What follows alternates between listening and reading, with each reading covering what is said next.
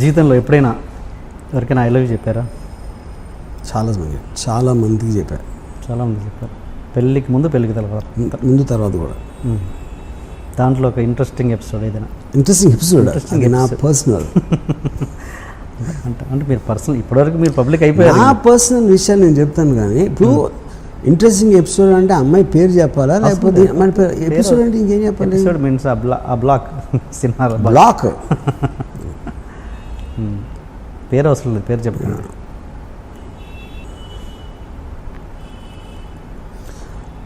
Engineering కాలేజ్లో ఉన్నప్పుడు ఒక సత్య అని ఒక అమ్మాయిని ఇష్టం. అమ్మాయి మెడికల్ కాలేజ్ అమ్మాయి. షీ వాజ్ అంటే ఆ టైంలో ఇంజనీరింగ్ కాలేజ్ కాంపౌండ్లో ఒక మెడికల్ కాలేజ్ కూడా టెంపరీగా ఉండేది. అంటే బిల్డింగ్స్ తర్వాత కడుతున్నారు, ఈ లోపల యూజ్ చేయడానికి అన్నట్టు ఒక బిల్డింగ్ యూజ్ చేశారు అనమాట.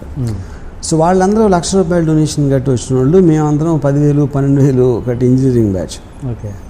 సో మా అందరికీ కూడా ఒక ఇన్ఫీరియారిటీ కాంప్లెక్స్ ఉండేది. కానీ మెడికల్ కాలేజ్లో అమ్మాయిలు ఉండేవారు, ఇంజనీరింగ్ కాలేజ్లో చాలా తక్కువ.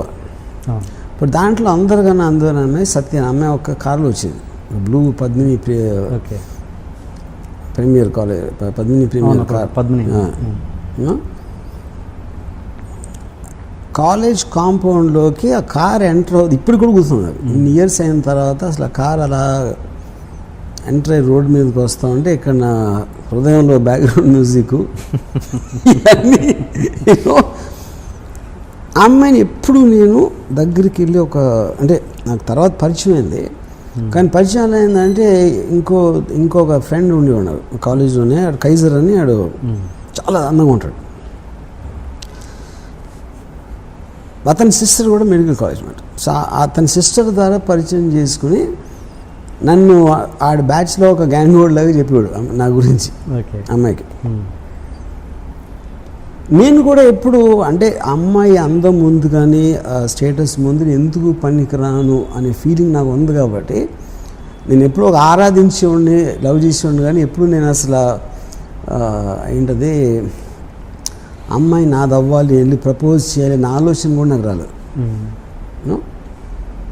And I use to think ఆ అమ్మాయి కైజర్తో లవ్లో ఉంది అని అనుకున్నాను నేను ఆ టైంలో. సో చాలా రోజుల తర్వాత, ఇయర్స్ తర్వాత రియలైజ్ అది ఏం లేదు, ఆ అమ్మాయికి ఇప్పుడు నేనంటే ఇష్టం. అది ఇప్పుడు తర్వాత నా పెళ్ళి అయిపోయిన తర్వాత తెలిసింది. సో ఇది అదేమంటారు, దాన్ని ఎక్కవలసిన రైలు జీవితకాలం లేట్ అంటారు కదా, అలాంటిది కూడా. అది మీరు ప్రతి వాళ్ళ విషయంలో ఇలాగే లేట్ చేస్తున్నట్టున్నారు, శ్రీదేవి విషయంలో కూడా. కరెక్ట్. మరి సో నేను నిజంగా లవ్ చేసిన అమ్మాయిలందరినీ ఇలాగే పట్టుకున్నా. మరి ఏదో ఒక టైంలో గుణపాఠం రావాలిగా, వచ్చి కరెక్ట్ టైంలో ప్రపోజ్ చేయడం, అది పాయింట్. కానీ ఇవన్నీ యాక్చువల్గా సత్య శ్రీదేవి ప్యారల్గా జరిగింది. ఎందుకంటే సత్య రియల్ పర్సన్, శ్రీదేవి గారేమో స్క్రీన్ మీద పర్సన్.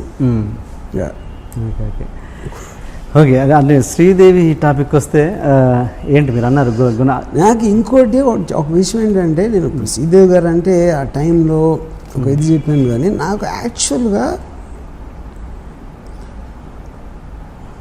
నియర్లీ ఒక 10 years నేను జయసుధ్ గారితో విపరీతంలో ఉన్నాను. ఒక కాలేజ్ టైం అంటే జ్యోతి సినిమా. శ్రీదేవి గారు యాక్చువల్గా it was more happen post ఏది మన mister India. Okay, mister India time నుంచి అంతకుముందు ఒక ఇది వేటగాడు టైంలో లేదా 16 వయసు టైంలో కొంచెం స్లైట్లీ సెక్స్ సింబల్ ఇమేజ్ ఉంటుంది. బట్ ఒక పర్సనల్ లెవెల్లో ఫ్యాసినేషన్ అనేది నాకు బాగా ఫిల్మ్ ఇండస్ట్రీలోకి వచ్చిన తర్వాత నుంచి స్టార్ట్ అయింది యాక్చువల్గా. అంటే ఫిల్మ్ ఇండస్ట్రీ అంటే నేను డైరెక్టర్ అని కాదు, నేను చెప్పేది ఒక అసిస్టెంటో లేకపోతే సినిమాల్లో అన్నపూర్ణ స్టూడియో చుట్టూ తిరిగే రోజుల్లో అక్కడ స్టార్ట్ అయింది యాక్చువల్గా. ఓకే, ఒరిజినల్గా కాలేజ్లో ఉన్నప్పుడు అంతా నాకు జయసుధ్ గారు యాక్చువల్గా. అప్పుడు ఫస్ట్ టైము నేను అంటే ఆల్మోస్ట్ అబ్సెషన్ మాట జయసుధ్ గారు అంటే. ఆవిడ ఫోటోలు లేకపోతే ఒక జ్యోతి సినిమా వాల్ పోస్టరు ఒక కాంపౌండ్ వాల్ మీద అంటించుంటే రోడ్ మీద నుంచుని ఒక గంటలు చూసి ఉండాలి, చూస్తూ ఉన్నాను. వాల్ పోస్టర్ మీద అంతే. తర్వాత ఒకసారి ఫస్ట్ టైం శ్రీవారి వచ్చినట్లు షూటింగ్ జరుగుతూ ఉంటే మా ఫాదర్ని అడిగి జయసుధ అక్కడ జయసుద్ గారు కొంచెం దూరంలో ఆవలిస్తున్నారు. అంటే ఒక సినిమా స్టార్ కూడా మనిషిలాగా, మామూలు మనిషిలాగా ఆవలిస్తుందని నేను తట్టుకోలేకపోయాను. I just was disappointed and I felt betrayed అసలు. ఇంకోటి, స్క్రీన్ మీద మీరు చూసినప్పుడు ఒకరిని అంత పెద్ద స్క్రీన్ మీద లైట్స్, కంపోజిషను, మ్యూజిక్, డైలాగ్తో చూస్తారు కాబట్టి సడన్గా ఏమీ లేకుండా బేరుగా చూసినప్పుడు ఎవరైనా డిసప్పాయింట్ చేస్తారు, ఇర్రెస్పెక్టివ్ అది ఎంత పెద్ద స్టార్ అని అవును. సో అన్ని సంవత్సరం అమరదీపం అనే సినిమా థర్డ్ ఇయర్ ఇంజనీరింగ్లో వచ్చింది. అది మన కోరంకిలో రాంప్రియ అని థియేటర్ ఉండేది. 7 సార్లు ఒక క్లోజప్ కోసం చూసాను ఆ సినిమా. జయసుద్ గారు ఒకే ఒక క్లోజప్, ఒక పాటలో జస్ట్ ఒక మ్యాక్సిమం 3 seconds వస్తుంది ఆ షాట్ పాటలో.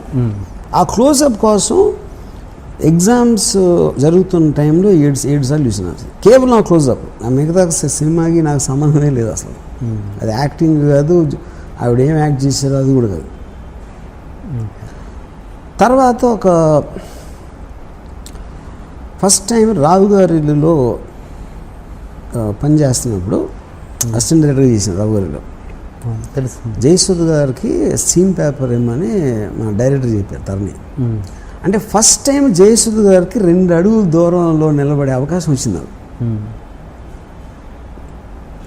సో నేనే రాసిన సీన్. పైగా నేను మొత్తం రాసి ఆవిడకి ఇస్తున్నాను కాబట్టి ప్రతి వర్డు ఇది అది అంటే ఆ రోజుల్లో ఇది కూడా ల్యాప్టాప్ ఉండేది కదా, అన్ని హ్యాండ్ రైటింగ్ అవి చింపేసి మళ్ళీ రాసి నాకు చాలా బ్యాడ్ హ్యాండ్ రైటింగ్. పైగా తెలుగు కోర్స్ నా హ్యాండ్ రైటింగ్ ఎంత అందంగా నా శక్తికి మించిన కృషి చేసి ఫైనల్గా సీన్ రాసి తీసుకెళ్ళాను. ఏది రాత్రి అంతా రాసి పొద్దున్న రాసి ఆవిడ షూటింగ్ వచ్చే టైంకి ఆవిడ కూర్చుని ఉంటే వెళ్ళి ఇచ్చాను పేపర్. నా మైండ్లో ఏంటి, ఆవిడ చదివి ఇంప్రెస్ అయిపోయి ఎవరు రాశారు అని ఒక బల్బులాగా ఆవిడ మొహం వెలిగి